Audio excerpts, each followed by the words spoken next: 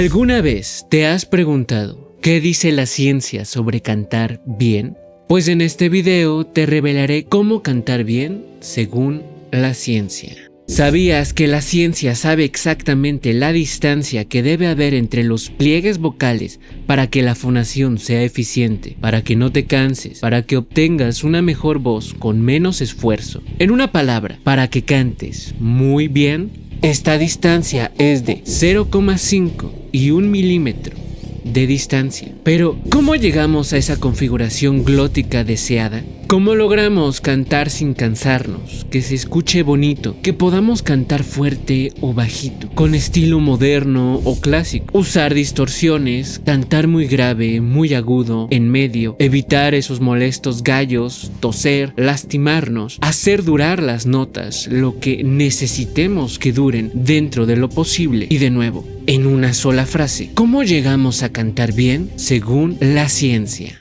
Hola, soy Némesis. He estudiado canto desde la perspectiva científica desde hace 5 años y en este video te responderé a esa pregunta de manera resumida, concisa, dinámica y fácil de entender. Y te prometo que si ves el video completo, tomas notas, lo guardas y lo revisas más de una vez, tu perspectiva sobre el canto va a cambiar. Nunca vas a volver a ver tu voz de la misma manera, te lo aseguro. Sin más que agregar, empecemos. Los conocimientos que te presentaré a continuación han sido descubiertos desde el rigor científico. Es decir, no son mi opinión, ni tampoco algo que yo haya descubierto, ni tampoco algo que yo represente. Yo solo soy un tipo raro de internet que usa una máscara horrible.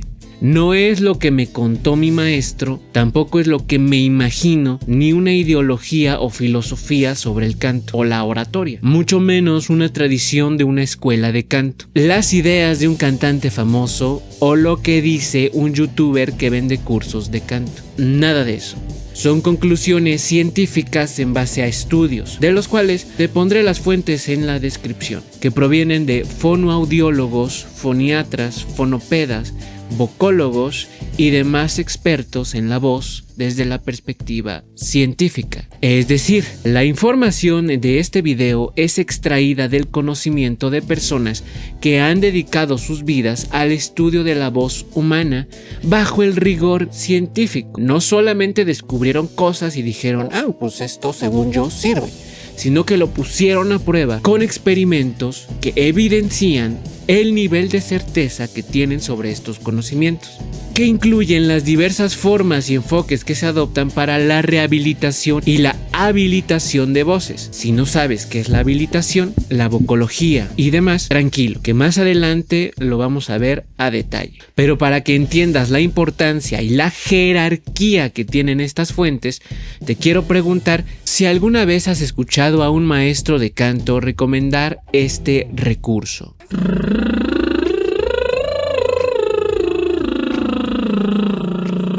Pues este tipo de recursos, comúnmente llamados ejercicios de canto, no son nada nuevo. De hecho, en ciencia son considerados vintage, ya que llevan años y años usándose en rehabilitación y habilitación vocal. Y sabemos de sus beneficios gracias a las investigaciones de los terapeutas vocales a lo largo del tiempo. Dicho de otro modo, los beneficios del lip trill o trino de labios fueron descubiertos por la ciencia, no por un maestro de canto. Ellos, sin afán de ofender, lo copiaron y ya. Y aunque hay maestros muy buenos que estudian la ciencia detrás del trino de labios y saben por qué funciona, cuándo funciona y cuándo no va a funcionar, hay maestros que no son tan estudiosos y solo lo recetan a diestra y siniestra, incluso en situaciones en donde va a hacer más mal que bien, porque sí, este ejercicio puede ser que lo necesites y te ayude, o que justo lo contrario, dependiendo de cómo uses tu voz. Esto quedará más claro más adelante.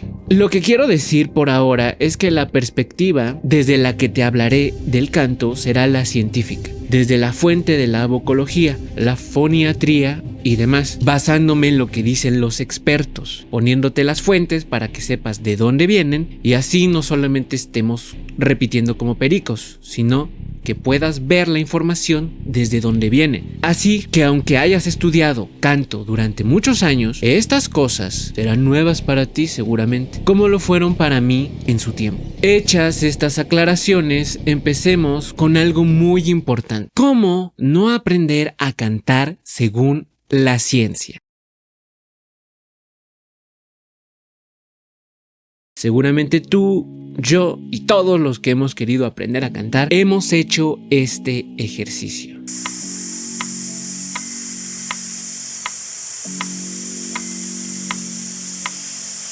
Estos son llamados por los maestros de canto como ejercicios de control del aire. Algunos los llaman de respiración, lo cual no tiene ningún sentido porque no estás respirando, estás haciendo lo contrario, sacar aire. Pero bueno, resulta ser que estos ejercicios de respiración son desdeñados por los maestros basados en ciencia y usualmente los llaman acrobacias de aire, gimnasia airística. Pues cualquier ejercicio que no tenga voz y solo sea sacar aire de la manera que sea, no sirve para aprender a cantar bien. Y esto está comprobado por la ciencia. Seguramente esto te dejará boquiabierto si es la primera vez que lo escuchas. Por eso es necesario presentar evidencia de tan extraordinaria aseveración y explicarlo a detalle. Gracias a diversos estudios como este, la comunidad científica ha puesto a prueba los ejercicios aislados de respiración, aquellos recursos en los que expiramos sin emitir sonidos, como las famosas SH.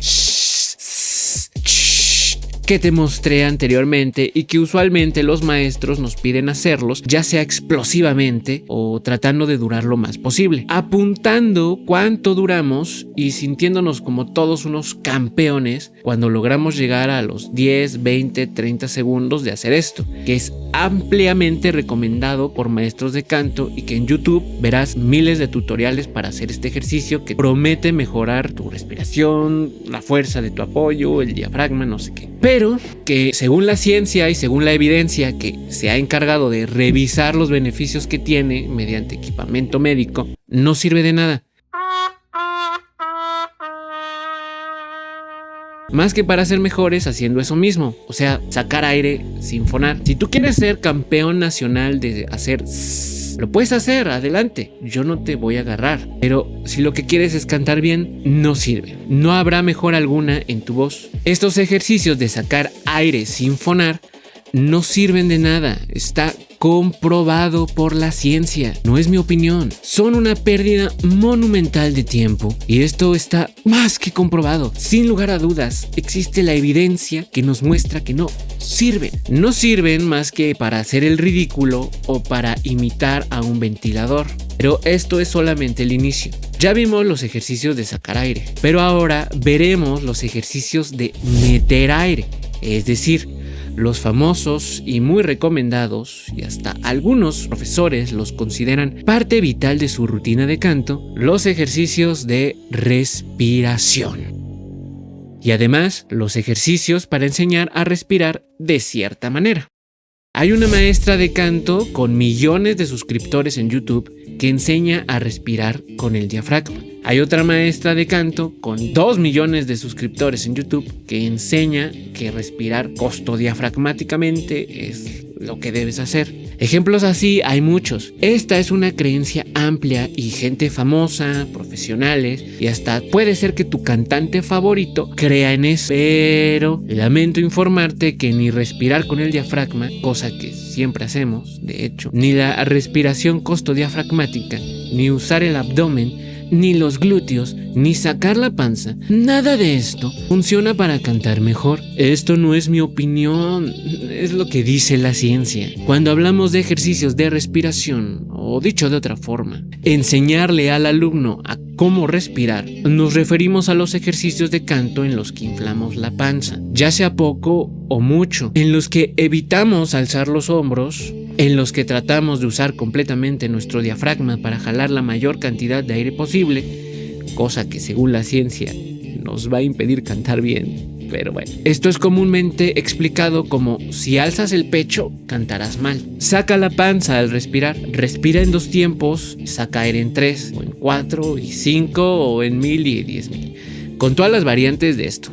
Respira con los intercostales, infla los lados de tu panza, respirar pensando que mandas el aire a tus pies, a la parte baja de la espalda, respirar lento, rápido, etcétera, etcétera, etcétera. A esta forma de pensar en ciencia se le conoce como tendencia sintomática o sintomatológica, es decir, los métodos de canto que trabajan las distintas partes que conforman la voz de manera aislada, una por una, poniéndolas en bloque una tras de sí y en base a órdenes conscientes, como ponte derecho, no alces el pecho. Más adelante veremos que esta forma de descubrir cómo usar nuestra voz es ineficiente según la ciencia. Pero por ahora, quédate con que es la tendencia sintomática la que propone este tipo de ejercicios, los cuales el estudio que te mostré previamente fue un análisis de 23 artículos científicos que tratan sobre el tema, viendo ejercicios para los músculos que ayudan a sacar el aire y para los que ayudan a tomar el aire, ejercicios con espirómetro de incentivo, hiperipnea isocápnica, tratamiento de esfuerzo respiratorio, directrices abdominales, método de respiración fácil, entrenamiento de estímulos y vocalización con soporte abdominal. Seguramente como aprendiz de canto, la gran mayoría hemos hecho alguna vez alguna de las propuestas anteriores. No obstante, este estudio nos muestra que las mejoras en la respiración haciendo estos ejercicios obedecen a la condición específica del paciente. Por ejemplo, si tienes presbifonía o si no la tienes. Pero lo más importante es notar que si bien una parte de las personas en las que se realizaron las diversas pruebas mejoraron sus funciones respiratorias, lo que nos importa a nosotros no es respirar bien chingón, sino que lo que muestran estos estudios es que esta mejora no siempre se veía reflejada en su voz. Es decir, los ejercicios de respiración pueden mejorar tu respiración. ¿Quién lo hubiera dicho? Jamás en la vida me lo hubiera podido imaginar. Pero lo que no es tan obvio y sí muy interesante es que aunque mejores tu respiración, esto no se verá reflejado necesariamente en una mejora del uso de la voz. Como ya te dije, tomar muchísimo aire es algo que nos impide usar bien nuestra voz, como se menciona en el famosísimo libro de Ingo Titze. Pero antes es importante seguir conociendo qué no hacer, y de momento no hay evidencia robusta y de suficiente jerarquía que nos indique que los ejercicios aislados de respiración sean beneficiosos para la voz, ni que tengamos que aprender a respirar específicamente para cantar, debido a que no importa que respires 100 veces inflando tu panza. Después, lo más probable es que vuelvas a respirar de la manera en que lo haces normalmente, como se nos muestra en el artículo. Efectos del entrenamiento respiratorio aislado en las variables respiratorias y vocales, en donde se toma en cuenta que la respiración es un patrón motriz que no puede ser cambiado tan fácilmente, solo mediante repeticiones. Y ya, solo repetición no hace un cambio. Y atención, porque esto de la repetición como único método para cantar bien es muy importante. Más adelante lo veremos a detalle. Recuérdalo bien, un patrón motriz arraigado en tu persona no se cambia solo por repetición. Por ahora y para rematar, todas las personas somos diferentes. Los maestros empíricos de canto suelen poner a todos sus alumnos a hacer ejercicios de respiración de la misma manera y bajo los mismos tiempos. Tomando otra vez de ejemplo a la maestra que nos pide respirar con los intercostales, asegurando que esta es la respiración correcta, nos damos cuenta de que es un error desde el vamos. Puede ser que tú ya respires así, no necesitas entrenarlo. O puede ser que a ti te cueste demasiado al punto que simplemente intentar hacerlo te genere una incomodidad tal que no puedas usar bien tu voz. Esto lo menciono ya que es un gran problema que tienen la mayoría de rutinas pregrabadas de canto que están subidas a YouTube, las cuales están contraindicadas por los profesionales basados en ciencia, pues cada persona es diferente, empieza desde un punto distinto, su contexto es particular y el momento en que está es único. Por eso, otra cosa que no tiene nada que ver con cantar bien según la ciencia es, lamentablemente, practicar con rutinas pregrabadas. Me llevan la chingada, pues sí, ni modos. Conectarte en línea con un maestro tiene sentido, pero hacer una rutina pregrabada, no. Sé que puede ser una horrible noticia para la mayoría, pues la respuesta fácil de practicar con un video de YouTube es bastante seductora y pues quién no quisiera solo poner ahí rutina de canto, practicarla a diario y cantar bien algún día. Pero lo más probable es que la rutina no te sirva o que te sirva hasta cierto punto y ya después no. Pues conforme avanzas y mejoras debería haber modificaciones en la rutina, pero en los videos obviamente no las hay. Aprender por tu propia cuenta sin que un profesional te revise con programas o equipamiento adecuado, ver videos de rutinas diarias en YouTube, comprar cursos pregrabados, en fin. No tener clases con una persona que te escuche al momento y sea capaz de analizarte, grabarte, medir tu rendimiento con diferentes programas, equipo médico, es un error. Es algo que no hacemos cuando queremos aprender a cantar con ayuda de la ciencia. Ves un video en YouTube que te dice que hagas trino de labios, pero el maestro no sabe si lo estás haciendo de la manera correcta, si tu condición actual requiere que lo hagas. Y en una palabra, los maestros de canto en YouTube recomiendan a diestra y siniestra todos los ejercicios como si estuviéramos en una kermés, como si estuvieran aventando arroz porque los novios ya salieron de la iglesia. ¡Qué bonito! Sobre todo, los ejercicios con tracto vocal semiocluido son tratados como si fueran dulces y los avientan como si se hubiera roto una piñata. Estos también son llamados sonidos facilitadores, según la autora Mara Belao. Como nota adicional sobre la forma de respirar, ya sé que me van a poner un ejemplo de alguien que infla la panza al cantar. La respuesta a eso es muy simple. Si no hiciera eso, cantaría igual. Es decir, infla la panza por creer que así debe de cantar, pero canta bien por otros factores, no por ese. Es algo innecesario desde el punto de vista científico. Y además, no sé tú, pero a mí me parece grotesco. Aclarado ese punto, vamos al siguiente punto del qué no hacer, y este va muy de la mano del anterior, lo cual es auto-recetarte ejercicios de canto. Hay una youtuber muy famosa que se autodenomina la mejor vocal coach del mundo, y como cualquier vocal coach promueve el uso del trino de labios. Te voy a revelar algo sobre este ejercicio tan famoso, y es que no a todos nos conviene hacerlo. De hecho, hay personas que al hacerlo tendrán resultados desfavorables, pues la realidad es que cada recurso en el canto es diferente al otro. Sí, amigo mío, un trino de labios es muy diferente a la vibración lingual, o a ponerte la mano en la boca, o hacer M's, N's, soplar a través de una pajita o hacer burbujas. Ninguno es igual al otro. Aunque los vocal coach de YouTube los presentan solo como cosas para cantar bien, chavo, úsalas todas. Pues es importante saber qué hace cada uno en específico y cuál es el indicado para ti, ya que tienen diferentes impedancias. Entre paréntesis, impedancia es la resistencia que encuentra el flujo de aire y las vibraciones sonoras dentro del tracto vocal. La forma en que ocluyen el aire es distinta en cada uno, y el uso que se les da en terapia o clase de canto, que como vimos puede ser el sintomático, que en ciencia no es algo que se use porque no tiene tanta evidencia de ser efectivo como el otro método que te voy a mostrar. No te impacientes, pon atención, sé que esto es complejo, pero de hecho está muy simplificado, así que mucha atención. Los ejercicios de tracto vocal semiocluido tienen clasificaciones según algunos autores, pero usaremos una que engloba la mayoría y de forma muy cool y entendible, la de Mara Belao, que ya conoces si vistes el video de la vocología que saqué hace como 2 años para luego hacerme bien menso y no hacer nada de videos para este canal. Perdón.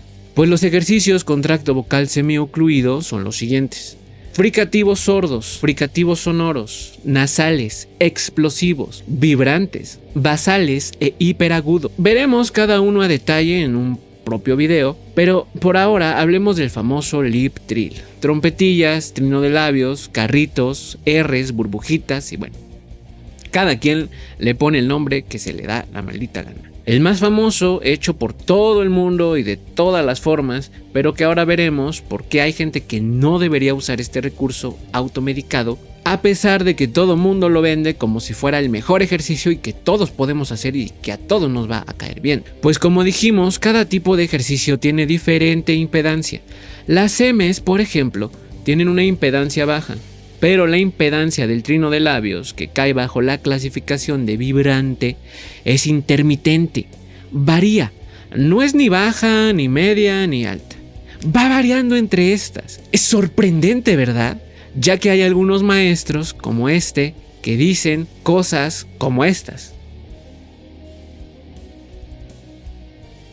Él afirma que el propósito del trino de labios es controlar el aire, pero en realidad la impedancia va variando en este ejercicio. Y usualmente el trino de labios se usa porque su intermitencia en la impedancia crea un efecto fisiológico que provoca mayor vibración del tejido mucoso, que ayuda si acaso el moco está impidiendo a la persona usar su voz de manera libre, o para deshacernos del exudado que pueden acumular nuestros pliegues vocales a causa de alguna patología como los edemas, pólipos o nódulos. ¡Buh! Los nódulos, qué miedo. No te espantes. Y quiero aclarar que no tengo nada en contra de estos vocal coach que estoy poniendo en pantalla. Son ejemplos, y como ya me he gastado dinero con maestros que dan información incorrecta, no sé tú, pero para mí esto es como calificar un producto en Amazon. Y considero que esa información, si la comparamos con lo que dice la ciencia, es falsa. Debemos decir que también se usa trino de labios por la hipótesis de que puede relajar la musculatura a nivel laringio, pero no es lo único, ya que también existe la sensación de vibración anterior, que veremos en la parte de qué sí hacer. En este respecto, los ejercicios nasales parecen mejores produciendo sensación de vibración anterior comparados con los ejercicios vibrantes. O sea, que si tú usas tu voz de manera que necesites mayor sensación de vibración anterior, te convienen más los ejercicios nasales, mientras que si tienes moquito, inflamación o necesitas sentir esa relajación, pues los vibrantes van a ser lo mejor para ti. De todas formas, el punto al que quiero que entiendas es que cada ejercicio tiene un efecto distinto y su programación en una rutina de canto depende de si lo necesitas o no, y en qué momento sí, en qué momento no, cuando ya no lo necesitas, cuando lo vuelves a necesitar, y etcétera. Si no tienes exceso de mocos y tu problema es que varías demasiado la impedancia al momento de usar tu voz, probablemente el trino de labios no sea la mejor opción. Lo repetiré 1000 veces, no controla el aire, sino al contrario. Si tu impedancia es muy baja y se queda corta al usar tu voz, probablemente los ejercicios nasales no van a ser lo tuyo. Por eso, las rutinas pregrabadas que no te toman en cuenta a ti como persona única e irrepetible, con condiciones particulares, no son recomendadas. Lo voy a repetir 1000 millones de veces, pues la realidad es que son el camino fácil, que es demasiado bueno para ser verdad. Usualmente son una ensalada de todos los ejercicios vocales. O sea, si tú necesitas uno, terminas haciendo otros 10 que no te van a servir de nada.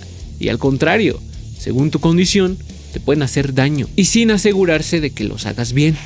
Con pura repetición, que ya vimos que está mal, está demostrado que no es la clave para cantar bien. Pero ahorita te pongo evidencia de eso. Tranquilo, vaquero. Lo que debes recordar por ahora es que la rutina de canto varía. Depende de cada persona. Por eso debes ir con un profesional que cuente con equipo médico adecuado, ya que el oído de tu vocal coach puede estar muy bien entrenado y puede hacer unos análisis vocales increíbles de Luis Miguel, pero solamente con equipo adecuado podrá cerciorarse y obtener información objetiva del uso habitual que le das a tu voz.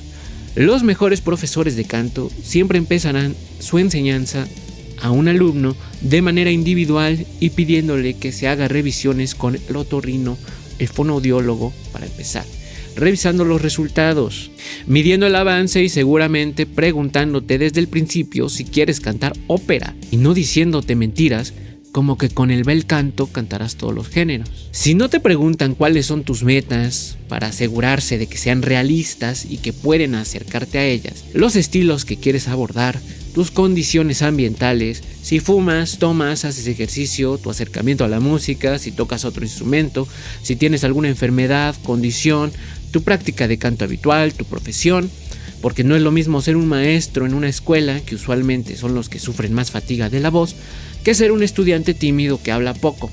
Si tu maestro de canto no toma en cuenta todas estas variantes, no te las preguntas, no te conoce, allí no es. Solamente te está cobrando para ser un actor que te va a recomendar todos los ejercicios, se va a poner en el piano a tocar siempre las mismas escalas, ponerte a hacer las mismas cosas, y eso es algo que tú y yo podríamos hacer simplemente actuando y fingiendo que somos maestros. Pero un maestro de verdad va a analizar los datos y lo va a hacer en base a información objetiva, no lo que él crea. Estamos así de hablar de lo que sí se debe hacer, pero hay unas cosillas que debemos mencionar antes sobre cosas que no dice la ciencia sobre cantar bien. 1.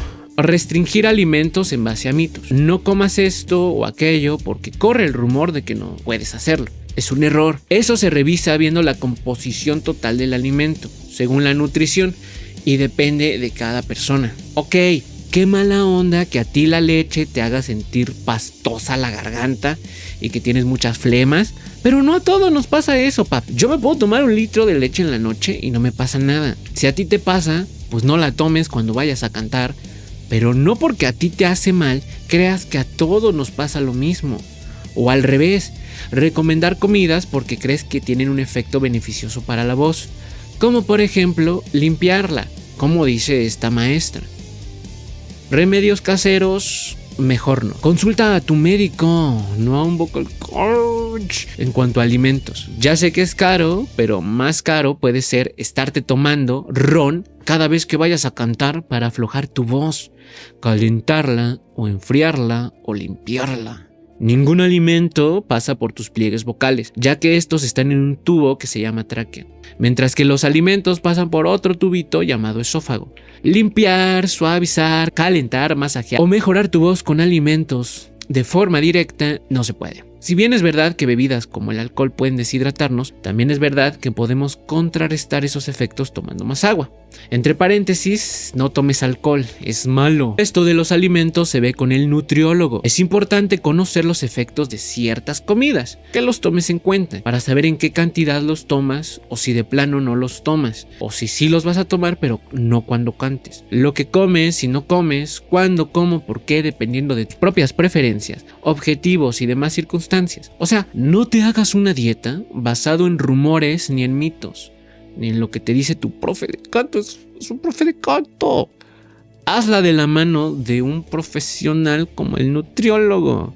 Si tu profe te dice que no comas quesos porque te sacan flemas, pues que te lo demuestre, no solo que hable por hablar. Otra intrusión que hacen los vocal coach es la de restringir el ejercicio físico, porque te pondrás duro. Los cantantes necesitamos flexibilidad. Este es otro gran error, y aunque Ingo Tietze menciona que hacer grandes esfuerzos hace que nuestra voz pues no salga muy bien, que digamos, esto es si haces grandes esfuerzos al mismo tiempo que intentas cantar, papito. Pero si ambas cosas están separadas en el tiempo, no hay ningún problema.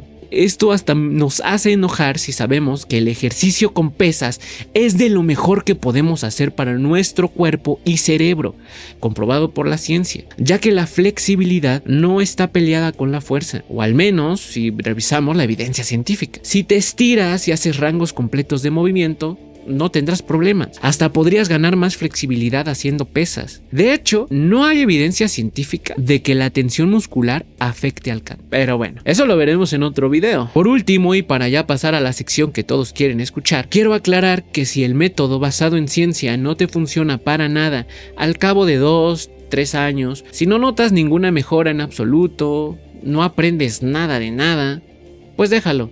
No es para ti. Sí, estar basado en ciencia es muy cool y mucho mejor que estar basado en nada o basado en el ego gigantesco que tienen algunos vocal coach que se sienten todas unas divas porque son youtubers.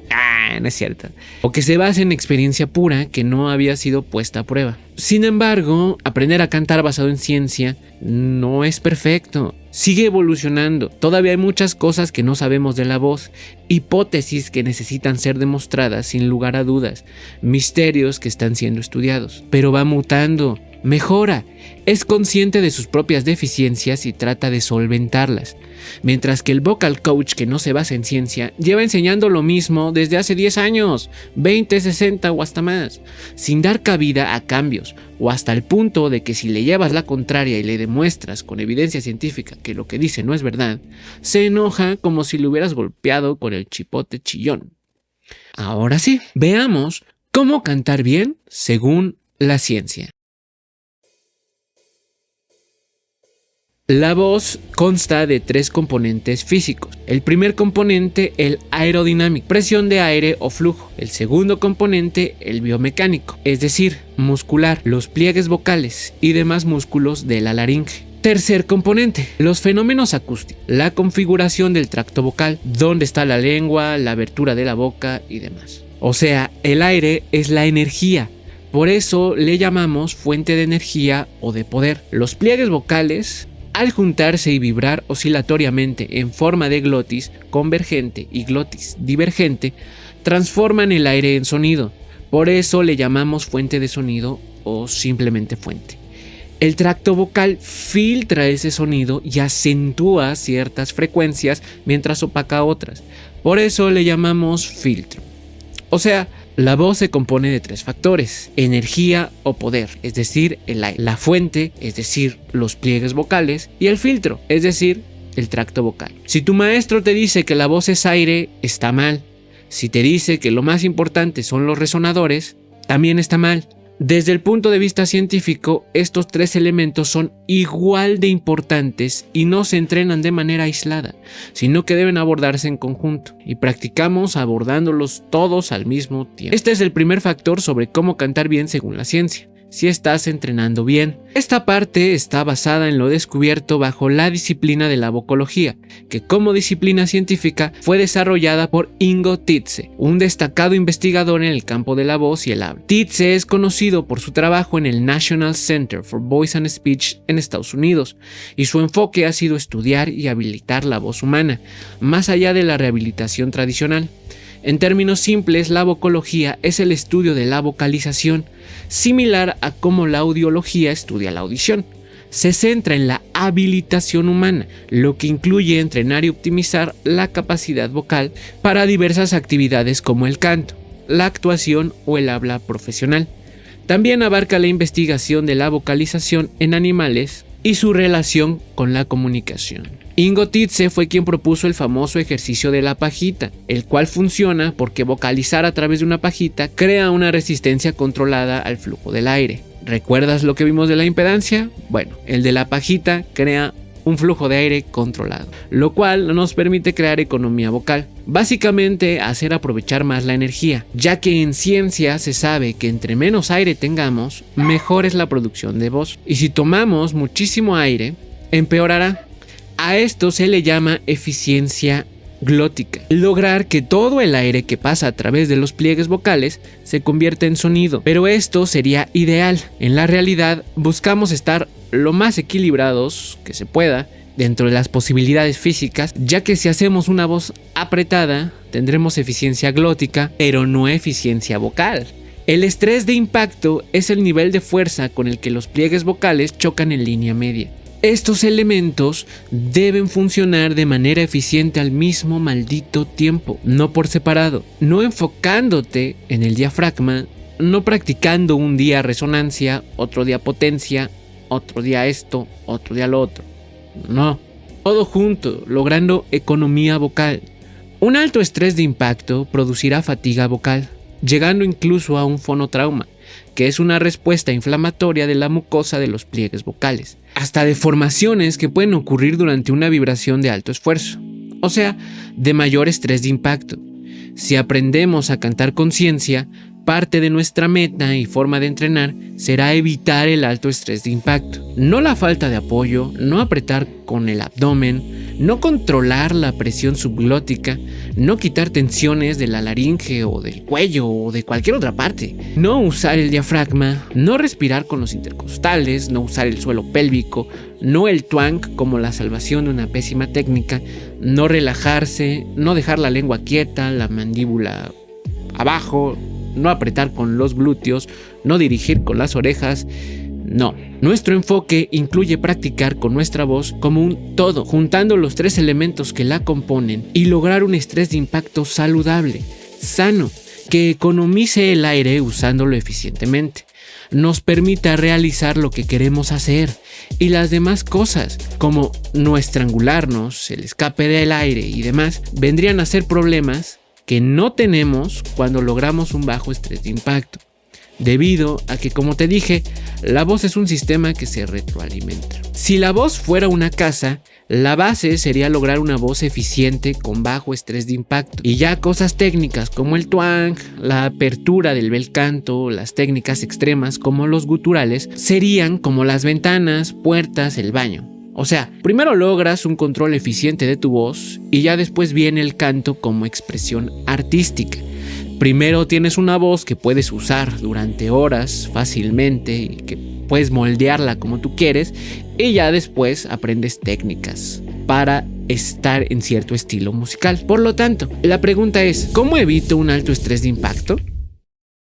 Primero, conozcamos las 3 causas del alto estrés de impacto. Número 1, la intensidad, conocida vulgarmente como volumen. O sea, dicho simplemente, cantar muy fuerte suele ser causa de alto estrés de impacto. 2, la frecuencia fundamental. Básicamente, cantar más agudo o grave sin haber dominado antes hacerlo con un bajo estrés de impacto. O sea, si yo de un día para otro quiero cantar muy agudo, sin una estrategia y sin un guía, lo más seguro es que lo haga generando un alto estrés de impacto. Y 3, el grado de aducción de los pliegues vocales. O sea, juntarlos con demasiada fuerza. Carraspear, por ejemplo, genera alto estrés de impacto y por lo tanto resequedad, que conlleva a tener más flema. Sí, el alto estrés de impacto genera flema, no la leche. Déjenla en paz.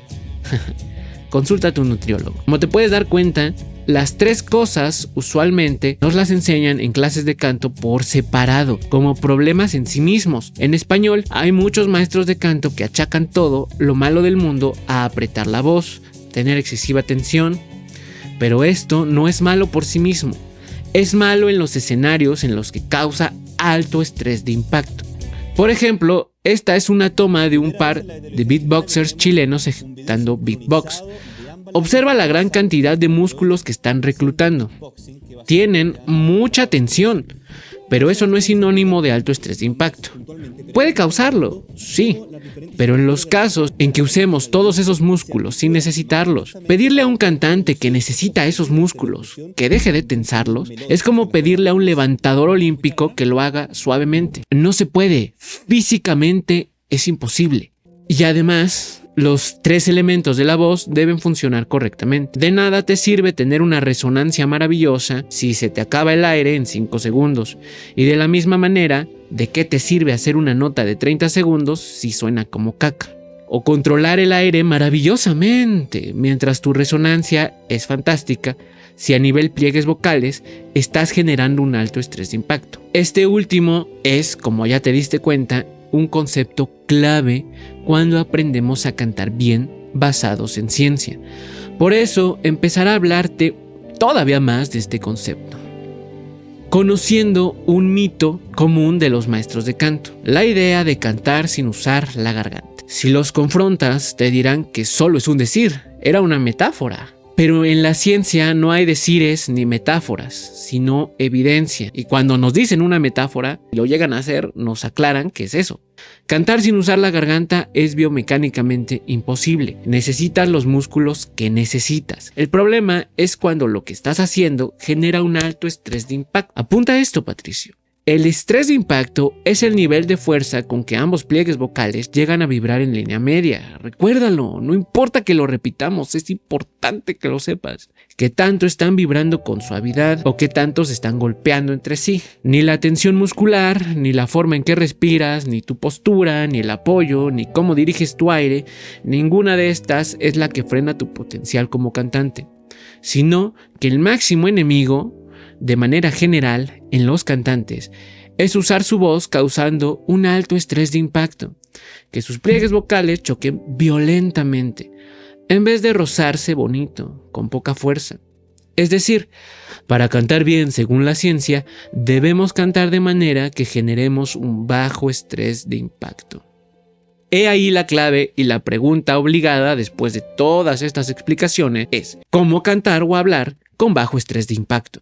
Aquí usaremos como fuente a la doctora Katie Berdolini. Katie Berdolini, una destacada investigadora en el campo de la voz, desarrolló un enfoque conocido como Lesac-Madsen Resonant Voice Therapy. Este método se centra en lograr una fonación fácil, relajada y resonante. Según Berdolini, la clave para alcanzar una voz resonante radica en encontrar un equilibrio entre la vibración de los pliegues vocales y la configuración del tracto vocal, lo que permite una producción vocal eficiente y sin esfuerzo, a lo cual llegamos haciendo una pequeña suma. Sensación de vibración anterior más una percepción de voz fácil, lo que nos daría igual a una configuración glótica deseada. El bajo estrés de impacto que tanto hemos estado buscando, el cual nos va a permitir cantar bien. La economía vocal, hacer más con menos, o dicho de otra forma, cantar bien. ¡Aleluya! En ciencia se conoce que el grado de aducción de los pliegues vocales deseado es, como te dije al principio del video, de entre 0,5 a 1 milímetro. No te lo dije antes, pero aducción se refiere al movimiento de los pliegues vocales hacia el centro de la laringe, lo que permite que se junten o entren en contacto. En los pliegues vocales tenemos 3 grupos musculares principales que pueden aducir. Los tiroaritenoideos ayudan a acercar los pliegues vocales y ajustar su tensión para la fonación. Los cricoaritenoideos laterales tiran de los aritenoides hacia adelante y hacia adentro, cerrando la glotis. Los interaritenoideos, transversos y oblicuos, también conocidos como músculos aritenoideos, conectan ambos aritenoides y colaboran en cerrar la parte posterior de la glotis. También está el tubo epilaringio, que es una estructura del tracto vocal ubicada justo por encima de la glotis, en la región conocida como el vestíbulo laringio. Desempeña un papel clave en la resonancia vocal y en la eficiencia acústica del sonido producido por los pliegues vocales. Este tubo actúa como un filtro acústico y amplifica ciertas frecuencias, ayudando a moldear el timbre de la voz, proporcionando riqueza y claridad en el sonido. Y es conocido de manera vulgar, en mi opinión personal, con un nombre horrible como twang. El problema es que si le decimos twang, cada quien se imagina y lo interpreta como se le da la gana. Lo venden con nuevo marketing, cada maestro le pone un empaque distinto y te lo vende bien caro. Mientras que tubo epilaringio es uno y está bien definido lo que hace. Pero bueno, estos músculos hacen más cosas y hay más. Pero dejémoslo para un video dedicado a los músculos de la laringe. Si no, no vamos a acabar nunca. Centrémonos en el concepto de voz resonante, que así se le llama a la suma de sensación de vibración anterior y sensación de voz fácil. La sensación de vibración anterior se traduce como la percepción de vibraciones en la parte frontal del rostro, como los labios, los dientes, la nariz o los pómulos al emitir sonido. O sea, si yo eligiera junto a mi vocal coach el trino de labios para practicar con mi voz, mi enfoque no sería controlar el aire, ni mantener el sonido, ni nada de eso, sino concentrarme en generar estas vibraciones en las partes mencionadas y que además me resulte fácil, que sientan que en mi garganta no está pasando nada. Además, no desde la corriente sintomatológica, sino desde la fisiológica, que ahorita vamos a ver. Pero en palabras sencillas, si logro tener muchas vibraciones en mi rostro, dientes, labios, pero a costa de que siento que mi garganta está apretada, así no es. Deben ir de la mano, es una suma. La sensación de vibraciones y la sensación de facilidad de que mi garganta ha sido liberada, lo cual no es sinónimo de no usarla, ni de que me haya librado de tensiones musculares, sino, y según la ciencia, esto es debido a que el estrés de impacto se ha reducido. Estoy usando de manera eficiente mi voz, con economía vocal, esforzándome menos y obteniendo más gracias a los fenómenos físicos que ocurren en la voz, combinados con los fisiológicos y los biomecánicos, logrando que los 3 elementos, energía o aire, pliegues vocales o transductores y el filtro vocal o resonadores, funcionen correctamente los 3 al mismo tiempo. Así se aprende a cantar según la ciencia. La voz resonante sería el camino y el bajo estrés de impacto la meta. Nos olvidamos de controlar el aire, de quitarnos tensiones directamente, de apretar con tal o cual músculo, de respirar a los lados, sin alzar los hombros y demás. Porque en materia de canto sin ciencia existen 1000 millones de maneras de cantar bien, según ellos. Pero en cuestión científica hay un camino, voz resonante, una meta, economía vocal, y un resultado, una voz profesional, sana, cómoda y bonita. Que entre paréntesis, la voz es como una cara. A alguien le puede parecer muy bella la tuya, pero a otras personas fea. Eso es otra cosa. Aquí estamos hablando de salud. Y en cuanto a salud, si lo haces bien, tu voz será bella. Ahora, qué herramientas se usan para aprender a cantar bien según la ciencia y cómo podemos vencer la barrera de la repetición. Es decir, como te dije antes, la repetición por sí sola no es la base del aprendizaje del canto, pues al igual que la respiración en el estudio que vimos, que es muy difícil de cambiar, pues la manera en que hablas y cantas también es un patrón motriz aprendido. Un patrón motriz es, según la ciencia, una forma organizada y repetitiva de movimiento que constituye la base de nuestras habilidades motoras. Son esquemas de acción que permiten realizar actividades como caminar, correr, saltar o lanzar y sirven de fundamento para movimientos más complejos en deportes, danza o la vida cotidiana. El gran problema es que si ya aprendiste un patrón motriz, en este caso, si ya hablas de cierta manera, por tu cultura, familia, contexto social, genética, personalidad, creencias y etc., pues cambiarlo no es tan fácil. Aprender a usar tu voz de manera diferente es como aprender a caminar de manera diferente. No es tan sencillo como repetir y repetir y repetir la nueva manera, ya que la antigua forma en que haces el movimiento es un patrón arraigado en tu cerebro. De manera que aprender un truco nuevo requiere más que la supuesta memoria muscular que mencionan los vocal coach. Dicho eso, primero respondamos a qué herramientas tenemos para aprender a cantar bien según la ciencia.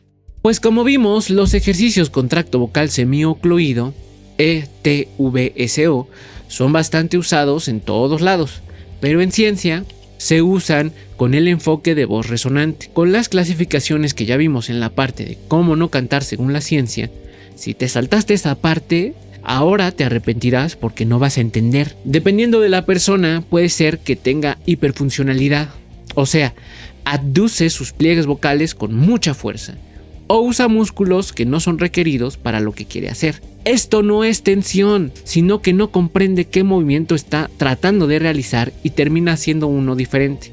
O puede tener hipofuncionalidad, o sea, que no junta lo suficiente sus pliegues vocales, o no es capaz de contraer los músculos requeridos para lo que quiere hacer. Supongamos que quiere hacer twang, pero no es capaz de estrechar su tubo epilaringio. Para cada caso hay una aproximación con los ETVSO y otras herramientas más que conocerás si te acercas a la ciencia y dejas atrás el oscurantismo del canto. Para darnos cuenta de los problemas tenemos la estroboscopía laringea y la videoquimografía, por ejemplo, que le permiten a nuestro doctor ver nuestra laringe y así ayudarse a determinar en qué situación estamos, si tenemos alguna patología, nódulos, un pólipo y demás. Al momento de escuchar, programas como Pratt, que es un software libre creado para el análisis científico de la voz y el habla, nos sirve para 6 puntos clave. 1. El análisis acústico. Examinar frecuencia fundamental, tono, intensidad, duración y espectrogramas de la voz. 2. La síntesis articulatoria. Simular cómo se producen sonidos en el tracto vocal. 3. Procesamiento estadístico. Comparar datos de voz entre hablantes o grupos. 4. Edición de audio. Cortar, modificar, etiquetar y fragmentar fragmentos de grabaciones. 5. Aplicaciones clínicas. Evaluar trastornos de la voz y apoyar diagnósticos en fonoaudiología. 6. Investigación lingüística. Estudiar fonética, prosodia, variaciones dialectales y fenómenos del habla. A lo que quiero llegar con este punto es que si nos basamos en ciencia, nos apoyaremos de alguna de estas herramientas necesariamente, mientras que si te basas en el oído de tu maestro, estás dejando todas esas herramientas y solo te vas a ayudar en lo que él cree y lo que él escucha, en su punto de vista, prejuicios y sus decisiones basadas en la experiencia y en lo que cree que podría ser. Si le caes bien, su percepción de lo que está escuchando de tu voz va a ser diferente. Si le caes mal, va a ser distinto. Si no está de buenas, será distinto, porque es percepción. Sin embargo, estas herramientas son objetivas. Te estarás perdiendo de una formación más objetiva que mira tus pliegues vocales, analiza el sonido que estás produciendo y justifica tu entrenamiento vocal en base a la evidencia que estas pruebas arrojan. Pero eso nos lleva al punto clave y álgido de este video, en donde debemos resolver cómo vencemos al patrón motriz antiguo que no nos deja cantar bien, hablar bien, no cansarnos y sonar bonito. para por fin cantar y dominamos uno nuevo en el que alcancemos la voz resonante. ¿Cómo se aprende a cantar según la ciencia? Y con esto no me refiero al camino, ni a la meta, ni a las herramientas, sino al cómo propone la ciencia que nosotros pasamos de cantar mal a cantar bien. Es decir, cómo nuestro cerebro, que es quien controla los 3 elementos de la voz, entiende y cambia nuestra voz de manera sostenida en el tiempo. O sea, que haya permanencia de lo que estamos haciendo en nuestro entrenamiento y que lleguemos un día a usar esa voz bonita de manera automática, que cantemos así por defecto, que sea esa la voz que usemos de manera usual, casual, habitual, natural, es decir, que cambiemos el patrón motriz de nuestra voz de una vez por todas y no dependamos de tener un buen día, de que los planetas se alineen o de estar de buena suerte. Si bien los ejercicios con tracto vocal semiocluido nos ofrecen un patrón motriz más eficiente y por ello para nuestro cuerpo va a resultar más placentero, no es suficiente solo repetir. Por ello es vital hacer el ejercicio junto a un profesional que use las herramientas mencionadas para que se asegure de que lo estás haciendo bien, que estás obteniendo el resultado deseado. Pues si no estás haciendo lo que quieres y continúas así, crearás un patrón motriz indeseado. O sea, si lo estás haciendo mal, vas a aprender a hacerlo mal. Como ya dije, por esto y 1000 motivos más, ver rutinas en YouTube es peligroso. Mientras que la mayoría de maestros de canto se basan en la corriente sintomatológica que te expliqué antes, en ciencia se da lugar al aprendizaje sensoriomotor. Y a esto se le llama corriente fisiológica, el cual nos da las claves para crear nuevos patrones motrices en nuestra voz, que incluyen los siguientes elementos. Neuroplasticidad. El cerebro tiene la capacidad de modificar sus conexiones sinápticas. Cuando practicamos un movimiento nuevo, se crean y fortalecen redes neuronales específicas. Práctica repetida. La repetición consolida el patrón, pasando de un control consciente y lento a una ejecución automática. En canto tradicional, esto es lo único, pero como estamos viendo, es uno de los elementos. Hay más cosas, y una muy importante es la retroalimentación sensorial. La información que recibimos de la vista, el oído, el tacto y la propiocepción guían la corrección del movimiento. Luego viene la transferencia, un patrón aprendido en un contexto. Ejemplo, ejercicios de equilibrio puede aplicarse en otro. Ejemplo, danza o deporte. Es decir, si caminas, cocinas, bailas, cuentas del 100 al 0 o sumas de 8 en 8, multiplicas 5 por 5 y el resultado otra vez por 5 y así seguidamente. Haces alguna de estas cosas y a la vez eres capaz de mantener el patrón que estás construyendo, vas por buen camino. En resumidas cuentas y para que se entienda bien, cuando aprendemos canto guiados por la ciencia, recibimos de nuestro profesor un feedback o retroalimentación que es objetiva, positiva, instructiva, específica y con significado. Mientras tu profesor de canto normal, corriente, sin poderes, te dice: apoya más la voz, respira con los intercostales, usa más twang, quita tensión de tu lengua. El maestro basado en ciencia hará este esquema para que así, usando la neuroplasticidad, la retroalimentación sensorial, logremos un enfoque de aprendizaje sensoriomotor. Es decir, aprender a sentir la nueva forma en que estaremos usando nuestra voz, ya que si estábamos usándola mal, será una sensación completamente distinta y tu maestro debe ser capaz de guiarte al mismo tiempo que tú aprendes de estas nuevas sensaciones en un proceso de 3 etapas: la ejecución, la retención y la transferencia. La ejecución es básicamente realizar el ejercicio. Pongamos de ejemplo una M. Si la haces bien, y solo si la haces bien, entonces el maestro basado en ciencia te pedirá reconocer ciertas sensaciones. Ok, las sensaciones, ¿cuáles son? Si no se te han olvidado, te felicito. Sensación de vibración anterior y sensación de voz fácil. Pero esas las podemos obtener desde el día 1 de ir a clase, por lo que es vital pasar a la retención, en la que el maestro basado en ciencia nos pedirá ejecutar tareas como las que ya te mencioné. Caminar, pararte, sentarte, recordar una anécdota, contarla, sumar, restar, dividir, bailar o ejecutar una acción que nos exija físicamente movernos o mentalmente enfocar nuestra mente en otro asunto que no sea la ejecución correcta del ejercicio. Si logras mantener sin enfocarte en ello el resultado de la primera fase, a saber y recordar la ejecución, entonces habrás logrado la retención, agarrar ese resultado y mantenerlo a través del tiempo, cosa que los maestros de canto nunca ponen a prueba. Si ejecutaste bien ese día, dan por hecho que vas bien y ya no avanzan a las otras dos fases, de las cuales la última sería la transferencia o generalización, en la que